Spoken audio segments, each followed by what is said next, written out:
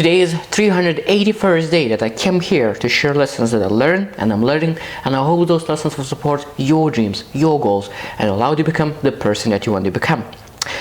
Last couple of days I was sharing acronyms: FUN, that was family, unity, and nourishment, and LIVE, that was learn, inspire, value, and encourage. Today I want to speak about other word that reads, and what read really gives to us.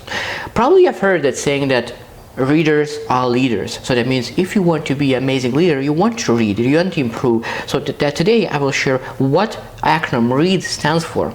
Before I go into that, I want to love to share again why I'm doing this, why every single day I come to share my lessons.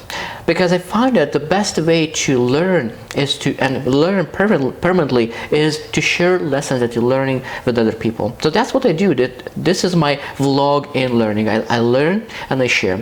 So, and I love reading, and a lot of times my lessons is from reading. All the books that I read, all the articles from amazing people that I read. A lot of those lessons is great ideas that I learn from reading and put my own perspective, and then I share those lessons with you.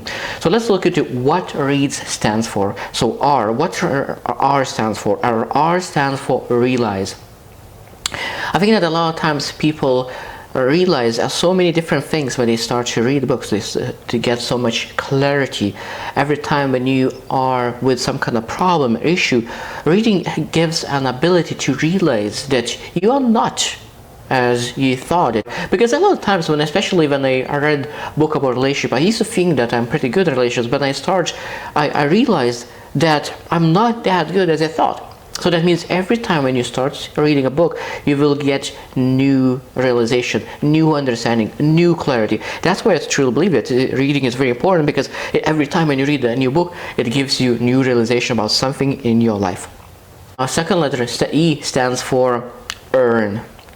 That means, of course, if you want to get something, obtain something, you need to put some connectivity. And that is, of course, reading 15 minutes a day. And I shared in the past that if you read 15 minutes a day, you potentially could read about 26 books a year. So that means small things that you do, all small reading that you could allocate every single day, you can be able to obtain new wisdom. You're able to obtain new skill, new knowledge. There's so many things that you're able to obtain through earning, because you're not able to obtain or earn wisdom without activity. So that means every day when you read a book, 15 minutes a day, you're able to earn wisdom, you're able to earn knowledge, you're able to earn better perspective.